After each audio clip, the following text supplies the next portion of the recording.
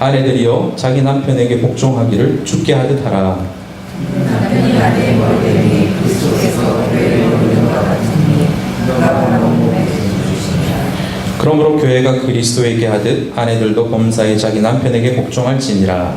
아내들아 아내 사랑하기를 그리스도께서 교회를 사랑하시고 그 교회를 위하여 자신을 주시니라. 이는 곧 물로 씻어 말씀으로 깨끗하게 하사 거룩하게 하시고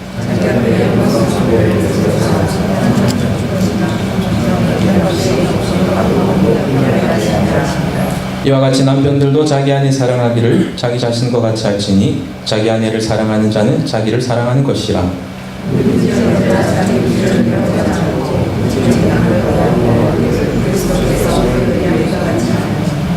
우리는 그 몸의 지체임이라.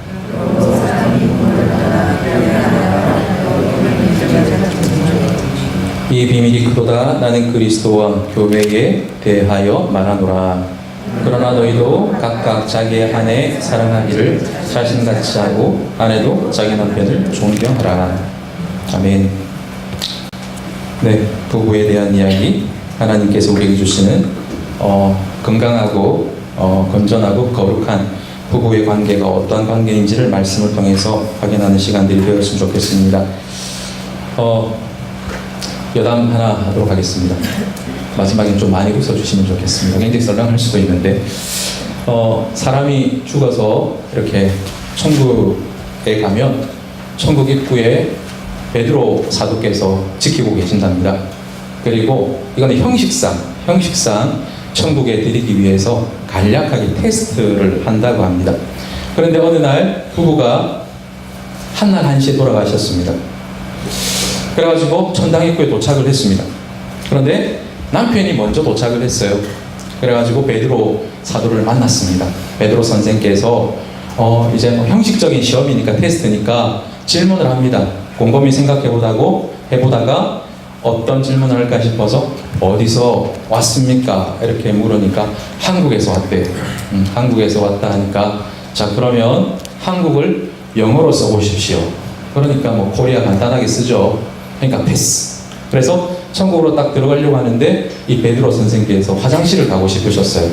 그래가지고 화장실을 급히 가셔야 되니까 여담입니다. 화장실을 급히 가셔야 되니까 그동안 오면 안 되니까 이 남편 보고 잠깐 이 문을 좀 지켜달래요. 그래서 혹시나 사람이 오면 간단한 테스트도 본인이 직접 내서 그렇게 하라고. 아니면 다를까 조금 있으니까 다음 사람으로 온 사람이 아내였습니다. 아내가 드디어 이제 남편 앞에서 이제 테스트를 받아야 되는데 남편이 고민을 합니다. 시험 문제를 고민을 하다가 문제를 딱 결단하고 냅니다. 뭐라고 냈냐면 체코슬로바키아를 우간다어로 쓰시오. 어떤 의미인지 아시겠죠, 그죠? 네. 한평생 같이 살았는데 이 영원히 사는 천국에서까지 살기는 싫은 마음에 천국에 들어오지 못하게 하기 위해서 전혀 배우지도 못하고 그런 언어를 쓰라고 하는 어떻게 보면 그냥 웃어 넘기기에는 좀 뒤가 개운치 않은 그런 여담이죠. 어떻게 보면 또한 우리 현실의 그 부부의 관계를 적나라하게 보여주는 그런 이야기 같아서 더 그런 것 같습니다. 여러분들 우리 현실에 바라보면 가정이 깨어지는 가정들이 너무나도 많습니다. 여러분 우리 뭐 멀리 가지 않고요. 우리 한국의 2017년도 이혼율이 어떻게 되는 줄 아십니까? 깜짝 놀라실 겁니다. 45%랍니다. 네. 뭐 예를 들면 이제 100가정이 2017년도에 결혼을 했다면 45가정이 갈라서게 되었잖아요. 그죠? 그런데 재밌는 것은 이 이혼율 가운데 황혼 이혼, 그죠? 한 30년, 35년 살고 이제 도저히 못 살겠다. 그래가지고 60대, 70대가 되어서 이혼하시는 분들이 그렇게 많대요. 이제는 내 뜻대로 좀 살아야 되겠다. 심지어는 새로운 풍속도 생깁니다. 졸혼이라고 들어보셨습니까? 이제는 결혼을 졸업하고 싶다. 네, 그렇게 해가지고 부부 관계는 법적으로 관계는 유지하되, 왜냐하면 자식들이 결혼하니까 부부가 가야 되죠. 부모가 가야 되죠. 그래서 자식 우사 안 시키려고. 그 대신에 개개인의 삶 터치하지 말자라는 그런 어떤 새로운 신풍속도가 생기기도 하죠. 이렇게 굉장히 씁쓸한 그런 어떤 가정이 깨어지는 이 현실 가운데서 어떻게 보면 하나님께서 가장 원하시는 것이 교회를 세우고 싶어 하시는 것만큼이나 하나님께서 교회 못지않게 교회보다도 더 아름답게 창조하신 그 가정을 새롭게 하시고 온전케 하시기를 원하시는 하나님의 소원, 그리고 그 소원이 우리 공동체, 우리 각자에게 사명으로 주어진다라고 생각합니다. 그렇죠? 건강한 가정의 시작은 어디서부터요? 바로 부부 관계에서부터 시작되어짐을 성경은 우리들에게 말씀하고 있습니다. 여러분, 러시아 속담에 그런 말이 있습니다. 자녀가 바다에 나갈 때는 한 번 기도하고, 전쟁에 나갈 때는 2번 기도하고, 결혼할 때는 3번 기도하고. 결혼이 전쟁 같아요. 살아보니까 쉽지가 않죠. 만만치가 않죠. 그만큼 결혼이 그렇게 쉽지 않은 것이죠. 성경은 더더욱 우리들에게 그 가정의 중요성을 우리들에게 말씀하고 있습니다. 오늘 읽지는 않았지만 그 5장 18절 말씀 한번 보시겠습니다. 5장 18절 말씀 우리 같이 한번 읽어볼까요? 5장 18절 너무나도 중요한 말씀이죠. 5장에 에베소서에서 어떻게 보면 가장 중요한 말씀 가운데 하나이기도 하죠. 5장 18절 말씀 같이 한번 읽겠습니다. 시작. 술 취하지 말라. 이는 방탕한 것이니 오직 성령으로 충만함을 받으라. 그렇게 말씀하죠. 어떻게 보면요, 성령 충만에 대해서 모든 하나님을 믿는 백성이라면 성령으로 충만해야 된다. 그리스도의 영으로 가득해야 한다. 그죠? 성경은 누누이 강조하고 있죠. 그리고 그 성령 충만함의 그 열매를 계속해서 맺어가야 되는 성령의 9가지 열매. 그런데 중요한 것은요, 무엇을 말씀하고 있습니까? 이 성령 충만함이 예수 그리스도를 바로 믿는, 예수 그리스도의 영이 내 안에 들어와서 그 사랑으로 정말 하나님의 백성답게, 예수 그리스도의 제자답게 살아야 되는 삶의 현장이 예배의 현장, 그리고 세상의 현장이기도 하지만 최우선적으로 성령 충만함의 열매를 맺어가야 되는 현장이 어디라고요? 그것이 바로 가정이라고요. 가정 안에서 부부 사이에서부터 그것이 시작되어져야 된다고 말씀하고 있습니다. 그러면서 제일 먼저 오늘 말씀에 부부 관계에서부터 성령 충만함을 받으라. 그러고 난 다음에 성령 충만함의 그 열매들을 맺어가야 되는 현장이 어디냐? 바로 가정인데, 가정 안에서도 부부 사이의 관계이다. 이것을 말씀하고 있습니다. 한번 보시죠. 오늘 말씀을 보시면 가정 안에서 아내의 역할과 그리고 남편의 역할에 대해서 명확하게 이야기를 하고 있습니다. 분량을 한번 보실까요? 분량을. 아내의 말씀, 아내의 역할에 대해서는 몇 절을 이야기하고 있습니까? 22절에서부터 24절까지 3절에 불과합니다. 자, 그런데 남편에 대한 말씀을 한번 보십시오. 남편에 대한 말씀은 25절에서부터 33절까지 자그마치 9절이나 해당됩니다. 무슨 뜻입니까? 하나님께서 우리 남편들에 대해서 하실 말씀이 되게 많으신 것 같아요. 그리고 남편이 또 그만큼 또 중요한 위치에 있다는 것을 또 말씀의 분량들을 통해서 우리에게 말씀해 주시는 것 같습니다. 자, 먼저 말씀은 아내들에게 어떻게 말씀하시는지 한번 살펴보도록 하겠습니다. 우리 22절 말씀 다시 한번 더 같이 한번 읽도록 합시다. 22절 말씀입니다. 시작. 아내들이여 자기 남편에게 복종하기를 주께 하듯 하라. 그죠? 남편에게 하기를 어떻게 하라고요? 그죠? 이런 말씀하면 자 봐라고 남편들이 제일 먼저 하는 반응이, 와 말씀 이렇게 말씀하고 있잖아, 남편을 복종하라고 순종하라고 이렇게 말씀하고 있잖아. 그죠? 어떻습니까? 우리 가정에서 점점 그 아내와 그리고 어머니의 역할이 점점 강조되어지는 시대를 살고 있습니다. 그죠? 반면에 상대적으로 우리 남편과 아버지의 역할은 점점 위축되고 축소되어지는 그런 시대를 살고 있죠. 여러분 그거 아세요? 집에 동물들, 가축들, 그 강아지가 들어오는 걸 제일 싫어하는 사람이 아버지랍니다. 그런데 나중에 제일 좋아하게 되는 사람이 누군 줄 아십니까? 아버지예요. 왜냐하면 밤에 퇴근하고 집에 돌아오면 아무도 반겨 맞아주지 않는데 이 개만큼은 자기 앞에 나와가지고 막 반겨주니까 그것만큼 귀엽고 이쁜 게 없더랍니다. 요즘 같은 이런 시대 가운데 아내가 남편에게 복종하라, 이런 말씀을 우리가 세상에서 한다면 난리가 나겠죠. 어떻게 그렇게 구시대적이고 전근대적인 그런 사고를 할 수 있느냐. 그런데 이 말씀이 주어지는 이 시대에는 당연한 것이었습니다. 여자가 사람으로 대접도 못 받고 취급도 못 받고 카운터 안에도 들어가지 못한 이 시대 가운데 이건 당연한 소리죠. 그런데 우리의 시대가 변했기 때문에 이 말씀이 거부감으로 우리에게 다가오는 것입니다. 그런데요, 여러분들 기억하십시오. 성경에서요, 복종하라. 이거는요, 유교의 남존여비 사상, 그죠? 남자는 존귀하고 여자는 비천하다. 이런 사상의 맥락에서 이해하면 절대 안 됩니다. 성경에서 이야기하는 그 복종에 대한 이야기는요, 결코 여자가 남자보다 인품이나 능력이 못해서 하시는 말씀이 아니라는 것이죠. 태초에 하나님께 천지를 창조하시면서 인간을 지으셨죠. 남자를 먼저 창조하시고요. 그 다음에 남자의 갈빗대를 가지고 하와를 창조하셨죠. 그리고 하와를 딱 창조하시면서 하나님께서 무엇이라 말씀하셨습니까?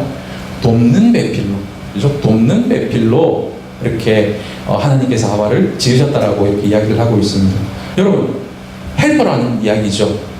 여러분, 이 도움을 청하러 갈 때에 자기보다 능력이 좋은 사람에게 도움을 청하러 갑니까? 못한 사람에게 청하러 갑니까?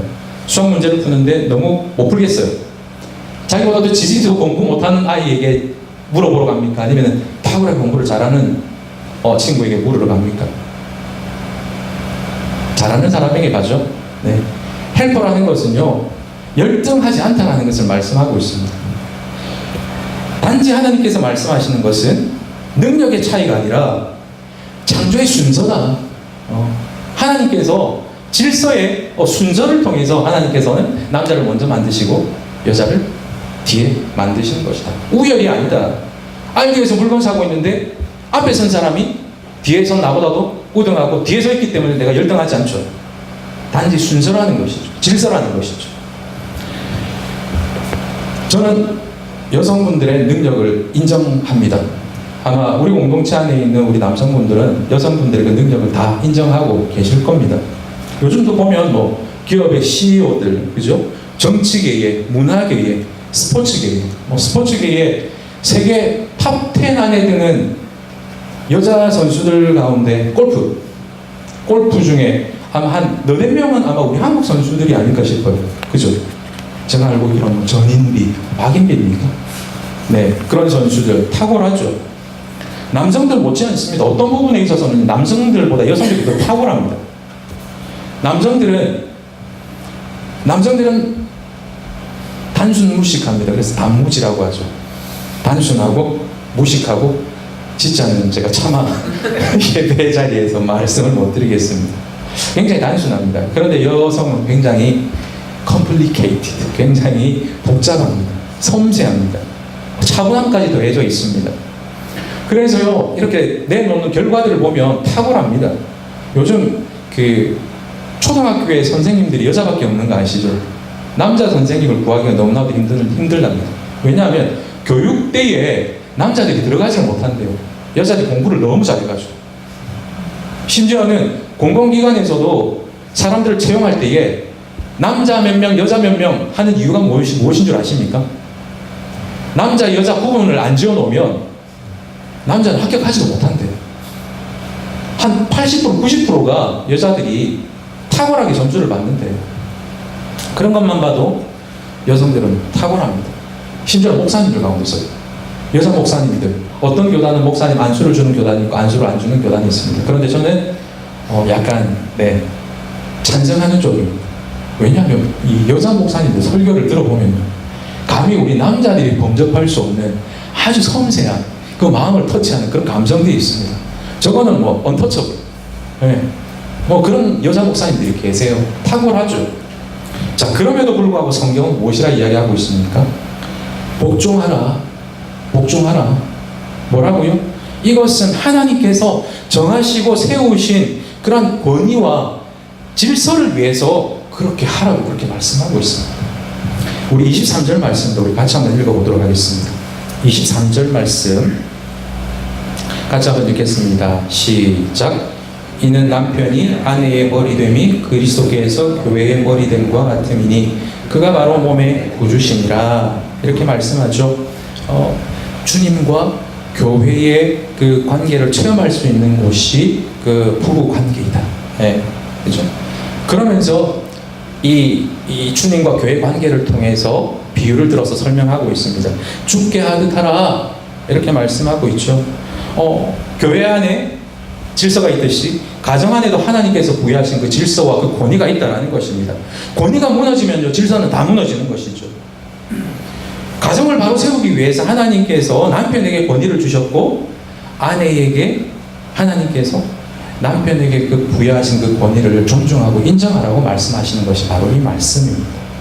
능력이나 인격이 부족하고 못해서가 아닙니다. 계급과 우열의 문제가 아니라 역할의 문제라는 것이죠.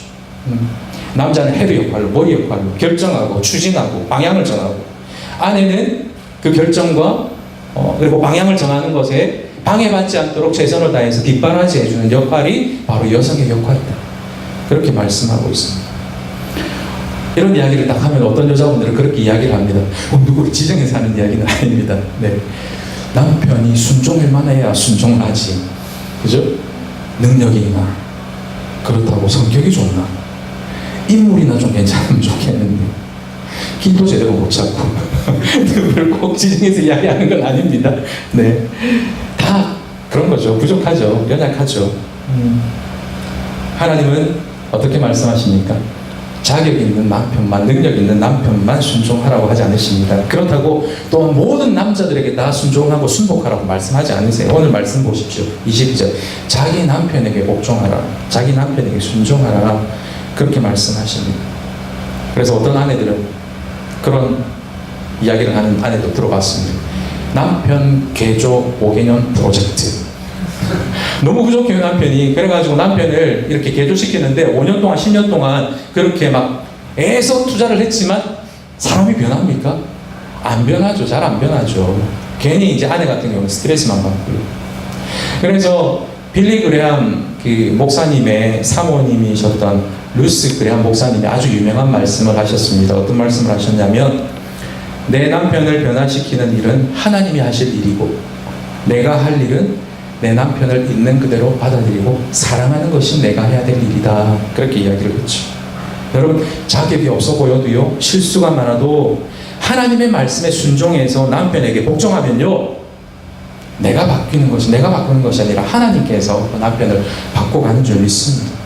여러분, 순종은 무엇입니까? 순종은 다른 것이 아니라 남편을 신뢰하고 믿어주는 것입니다. 그렇죠? 그 믿음과 그 신뢰가 남편을 바꾸는 것이죠. 영적인 권위를 세워주는 것이죠.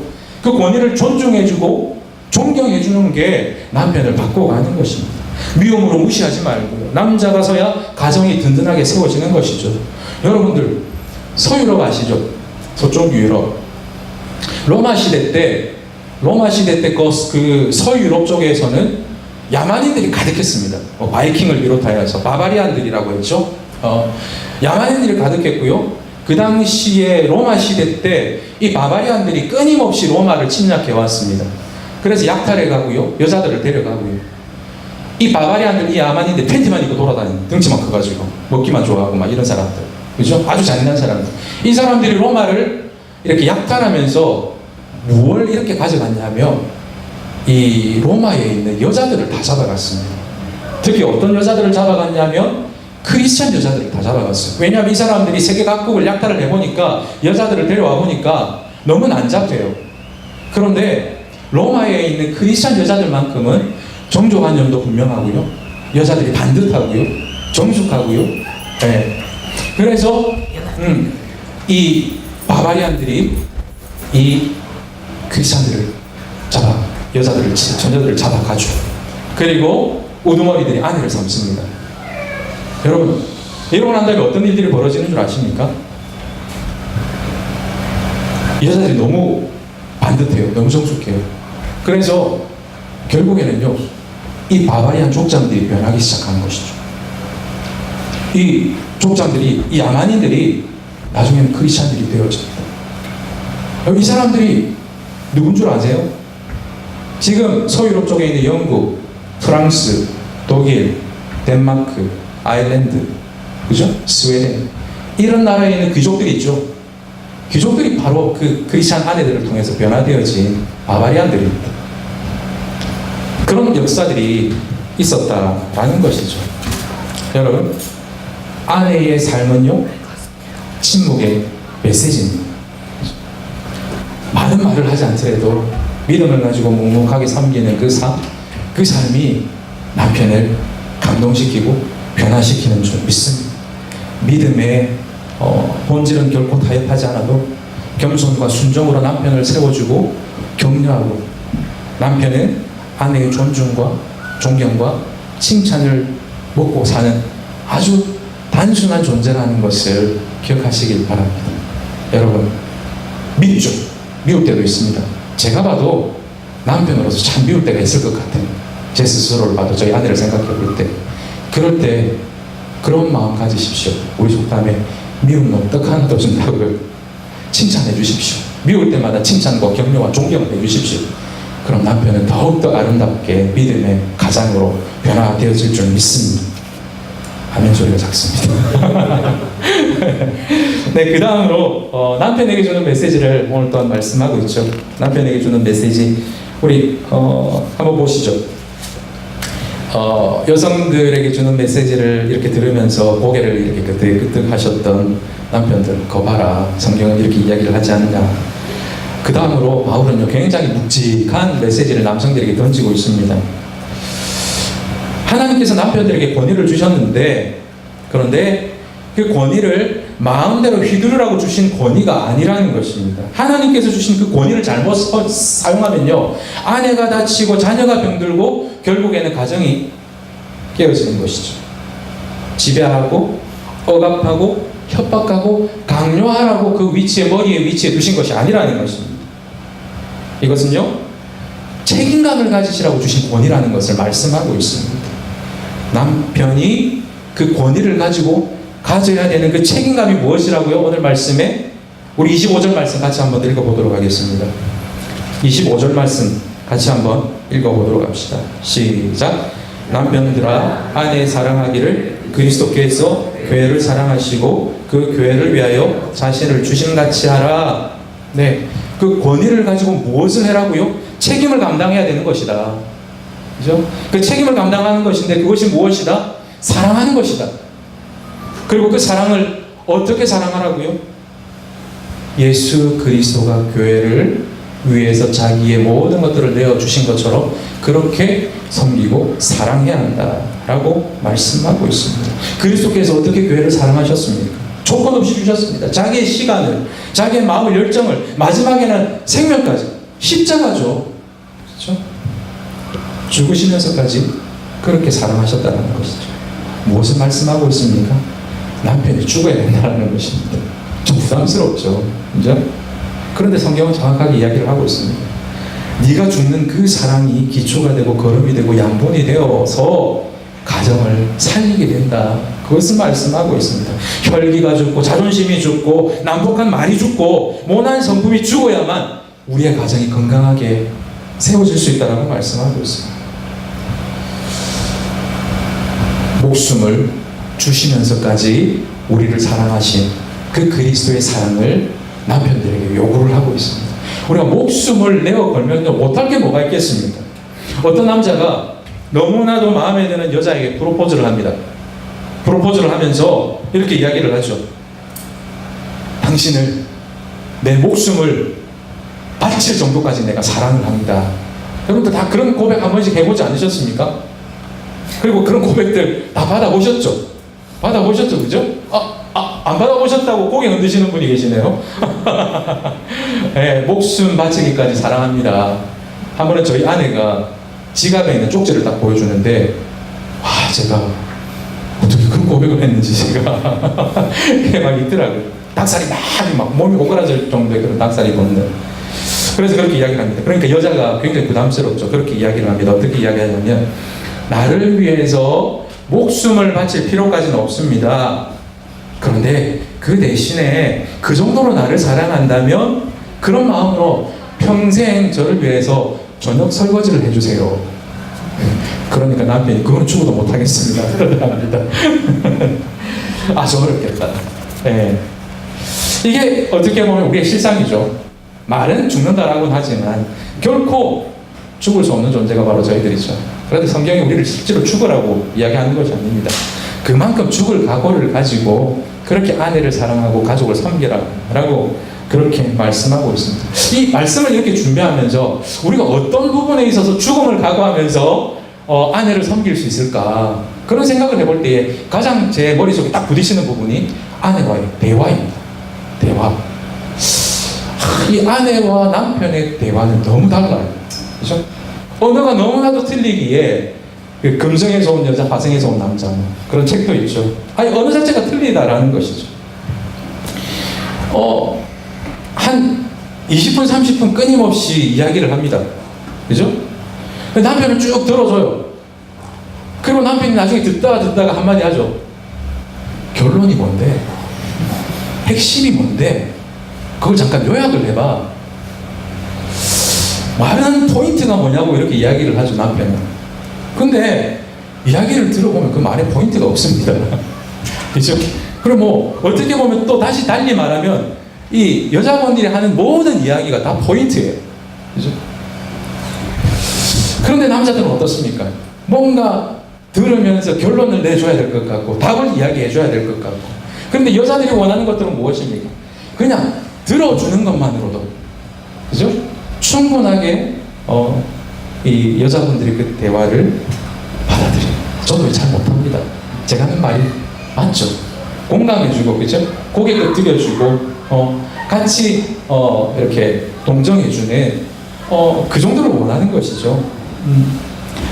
그런데 이게 쉽지가 않은 것이죠. 그러면서 아내의 투정이나 불만을 근거 없는 그런 짜증이라고 여겨버리고요. 좀 조용하라고 시끄럽다고 그만하라고 그렇게 이야기를 해버리죠. 한 친구가 이렇게 고백한 그 글을 한번 보았는데 이 친구가 커피숍에 있었던 것 같아요. 커피숍에 있었는데 자기 옆자리에 정말 저렇게 짜증을 내는 내 여자친구가 내 아내가 저렇게 짜증을 내면 정말 진짜 차버리고 가버릴 것이다 싶을 정도로 끊임없이 만나자마자 이 여자가 이 남자에게 짜증을 내더랍니다. 끊임없이 짜증을 내더랍니다. 그런데도 이 남자는 묵묵하게 그 짜증을 다 받아주더래요. 그러면서 이 친구가 글에 썼는데 뭐라고 하냐면 아마 기독교 용어는 아닙니다. 여러분들 흔히 들어서 아시겠죠? 야 남자가 완전 보살이더라. 네? 그런 이야기를 하죠. 묵묵하게. 그리고 심지어는 나중에 뭐라고 적었냐면 야 내 같으면 저 정도면은 사이까지 생기겠더라. 너무 참을 대로 참아가지고 그렇게 막 짜증을 하고 투정을 부리는데도 다 받아주는데 조금 있다가 한 1시간 정도 지났는데 남자가 벌떡 일어나가지고 바깥으로 딱 나가버립니다. 그래 그러면 그렇지 못 참지. 그런데 한 5분 정도 있으니까 남자가 봉지에 뭘 사들고 들어옵니다. 빵하고 음식을 딱 사들고 들어와요. 그러면서 하는 이야기가 배고프면 말을 하지. 그렇게 이야기를 했답니다. 네. 그죠? 우리 여자분들의 그런 어떤 투정과 짜증과 그런 한숨 섞인 그런 이야기들 어떻게 보면 더 큰 사랑과 더 큰 마음의 배려 이것들을 바라는 그런 어떤 무언의 요청이기도 한 것이죠. 그렇습니다. 희생적인 사랑은요, 오늘 말씀에서 이렇게 보여주고 있는 남자의 희생적인 사랑은요, 구체적인 섬김을 통해서 표현되어져야 되는 것이죠. 죽을 수 있을 정도로 목숨을 다하기까지 사랑한다고 결혼해놓고 작은 부탁 하나 외면해버리는 우리의 미천한 사랑, 일천한 사랑. 남편들은 그렇죠. 내가 하루 종일 힘들게 일했기 때문에 집에 와서 쉬어야 돼요. 그런데 어떤 분이 그렇게 이야기를 하더라고요. 여자가 하루 종일 가사 일을 하는 게 남편이 바깥에서 8시간 노동하는 만큼의 그런 체력적인 그런 어떤 부담이 든다라고 하죠. 그리고 또 제가 아시는 목사님은 목회를 굉장히 바쁘게 하시는데 아내가 친구하고 유럽에 일주일 정도 여행을 가시는데 자기가 자신감 있게 내가 살림을 이렇게 할 테니까 걱정 말고 다녀와. 그런데 아내를 보내놓고 3일째 되는 날 눈물을 흘리면서 아내한테 전화를 했대요. 당신이 그렇게 힘들게 살림을 하고 있는 줄 몰랐다. 남편도 그렇게 한번 살아봐야 될 것 같아요. 네, 저도 살림을 이렇게 좀 살아보니까 쉽지가 않아요. 만만치가 않습니다. 네, 도와줘야 됩니다. 구체적인 그런 섬김들이 필요한 것이죠. 그러면서 실질적인 그런 어떤 섬김에서 더 나아가서 성경은요 남편들에게 요청하는 것이 있습니다. 그것이 무엇입니까? 우리 26절, 27절 말씀도 우리 같이 한번 읽어보도록 하겠습니다. 26절, 27절 말씀 같이 읽겠습니다. 시작. 이는 곧 물로 씻어 말씀으로 깨끗하게 하사 거룩하게 하시고 자기 앞에 영광스러운 교회로 세우사 티나 주름 잡힌 것이나 이런 것들이 없이 거룩하고 흠이 없게 하려 하시니라. 예, 한마디로 가정에 남편들요 하나님께서 무엇으로 세우셨다라고요? 거룩한 제사장으로 세우셨다라고 말씀하고 있습니다.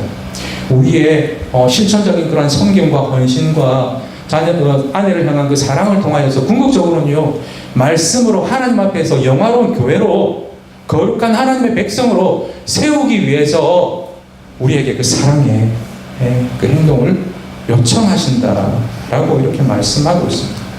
아내가 완전해서 사랑하는 것이 아니라 부족하지만 함께 말씀과 기도를 통해서 서로 변해가고 세워져 가야 된다. 그것들을 위하여서 머리로, 그것들을 위하여서 제사장으로 부른 사람들이 남자들이다. 그렇기 때문에 그 권위를 가지고 뜨겁게 사랑해라. 그 사랑을 통해서 아내를 거룩한, 현숙한 하나님의 여인으로, 하나님의 사람으로 세우는 것이 우리 남자들의 사명이다. 라고 그렇게 말씀하고 있습니다. 그러면서 28절, 29절에는 더 구체적으로 말씀하죠. 이 말씀도 우리 같이 한번 읽어보도록 하겠습니다. 시작. 이와 같이 남편들도 자기 아내 사랑하기를 자기 자신과 같이 할지니 자기 아내를 사랑하는 자는 자기를 사랑하는 것이라. 누구든지 언제나 자기 육체를 미워하지 않고 오직 양육하여 보호하기를 그리스도께서 교회에게 함과 같이 하나니. 이렇게 말씀하죠. 이 28절과 29절을 통해서 어떻게 말씀하고 있습니까? 아내를 사랑해야 되는데 그 사랑하는 목적이 무엇이라고요? 29절에 양육하고 보호하기 위하여서 사랑해야 된다라고 이렇게 말씀하고 있습니다. 어떻게요? 그리스도께서 교회에게 함과 같이. 여러분 18절에서 5장 18절에서 성령 충만을 이야기하고 이 말씀을 하는 이유가 바로 이것입니다. 성령 충만을 통해서 예수 그리스도의 영이 내 안에 들어왔을 때에 제일 먼저 내 안에 일어나는 현상이 무엇입니까? 예수 그리스도께서 나를 위해서 죽으신 그 희생과 사랑이 얼마나 크고 놀라운 것인가를 우리가 깨닫게 되어지는 것이죠. 그죠? 그것을 깨달은 사람만이 이 말씀이 이해가 되어지는 것입니다. 예수 그리스도께서 교회를 위해서 헌신한 그 헌신과 수고와 사랑이 얼마나 전적으로 다 내어주시면서까지 우리에게 베풀어 주신 사랑인지를 깨닫는 사람만이 아내를 이 말씀을 따라서 사랑할 수 있다. 양육할 수 있다. 육체적으로는요, 남자들은 돈을 벌어와야 됩니다. 그죠? 그리고 영적으로는요, 은혜를 공급하는 위치에 있는 사람이 영적 제사장인 우리 남자들입니다. 그리고 또 감정적으로는요, 격려와 사랑과 칭찬을 끊임없이 부어주는. 그래서 우리에게 필요한 것은 바로 그리스도인 것이죠. 성령을 통하여서 그리스도. 그래서 계속해서 강조하는 것이 바로 남편과 아내 역할 가운데 있는 것이 바로 그리스도입니다. 그리스도의 영으로 충만할 때에 아내는 남편을 바로 공경할 수 있고 순종할 수 있고 순복할 수 있고, 그리고 그리스도의 영이 남편이 충만할 때에 아내를 그리스도가 교회를 위해서 생명을 주시기까지 사랑한 것처럼 그렇게 모든 것을 주면서까지 인내하고 아내를 사랑할 수 있다라고 그렇게 말씀하고 있습니다. 여러분 성령 충만함으로 그리스도의 영이 저와 여러분들 가운데 충만할 수 있기를 바랍니다. 그 그리스도의 영이 충만할 때 우리에게 베풀어 주신 죽기까지 사랑하시고 어떤 것도 품지 못할 것이 없을 정도로 끝까지 인내하시고 참으셨던 그 사랑이 우리한테 부어짐으로 말미암아 우리 배우자들의 어떤 허물과 연약함에도 포용하고 수용하고 사랑하고 공경할 수 있는 저와 여러분의 삶이 될 수 있기를 주님의 이름으로 축복합니다. 마지막으로 편지 하나 읽고 마치도록 하겠습니다. 시나 편지, 어떻게 보면 우리 가정의 달 설교에 빼놓을 수 없는 그런 귀한 우리에게 주신 재료들인 것 같은데, 여러분들 켄 가이어의 묵상하는 삶 다 읽으셨죠? 제자훈련 하시는 분들. 여기 보면은 어떤 게 나오냐면 남북전쟁 때 그 북군 소령으로 있는 설리반 소령이 마지막 그 전투, 어떻게 보면 굉장히 치열한 전투에 나가서 자기가 죽을 수밖에 없을 것 같은 그런 인생의 마지막 순간에 아내에게 쓴 편지입니다. 이 편지를 통해서 우리의 내가 만약에 이런 상황이 되면 우리 아내에게 어떤 마음을 고백할지를 한번 생각해 볼 수 있는 시간들이 되었으면 좋겠습니다. 아내의 이름은 사라입니다. 우리 교회에 사라가 많죠. 네. 내 사랑하는 사라에게 다시 편지 쓸 수 없을지도 몰라 몇 줄이라도 꼭 적어야 할 것 같소. 그래야 내가 세상에 없게 되더라도 당신 손에 닿을 수 있을 테니. 사라, 당신을 향한 내 사랑에 죽음이 없어. 전능자 외에는 아무도 끊을 수 없는 강력한 줄로 묶여있는 것 같소. 당신과 함께했던 복된 날들의 추억이 주마등처럼 스쳐가고 그토록 오랜 세월 그런 날들을 누릴 수 있었던 것에 대해 하나님과 당신께 깊은 감사를 느낀다. 사랑하는 사라, 내가 당신을 얼마나 사랑했는지 잊지 마시오. 전쟁터에서 마지막 호흡이 내 몸을 떠날 때에 당신의 이름을 속삭이라는 것도 당신한테 입힌 많은 아픔과 많은 실수를 용서해 주시오. 철없고 어리석었던 때가 얼마나 많았는지 모르고 당신의 행복에 묻은 작은 얼룩조차 내 눈물로 모두 닦아내고 싶고요. 사람, 만일 죽은 자가 이 땅에 돌아와 사랑하는 이들 주변에 보이지 않게 날아다닐 수 있다면 나는 언제나 당신 곁에 있을 것이요. 가장 행복한 날도 가장 어두운 밤도 언제나 언제까지나 당신의 뺨에 부드러운 미풍이 불거든 그것은 나의 호흡이라고. 시원한 바람이 스치거든 그것은 내 영혼이 지나가는 것이라고. 사라, 내가 죽거든 슬퍼하지 마시오. 먼저 가서 당신을 기다리고 있다고 생각하시오. 우리는 다시 만날 것이기에. 멋지죠?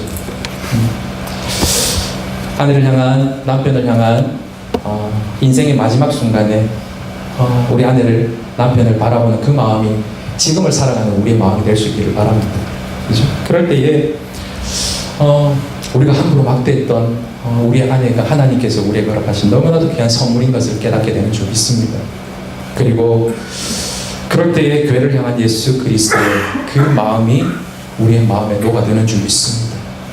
그렇게 되면 정말 하나님께서 말씀하시는 서로 존경하고 사랑하고 그것들을 통해서 예수 그리스도의 마음을 느끼고 또 나눌 수 있는, 그래서 이 땅을 살아가는 동안 서로 존경하고 뜨겁게 사랑할 수 있는 아주 행복한 가정, 하나님께서 이 시대 가운데 참 자랑하고 싶은 그런 가정들로, 그런 부부들로 세워지는 저와 여러분의 삶이 될 수 있기를 주님의 이름으로 축복합니다.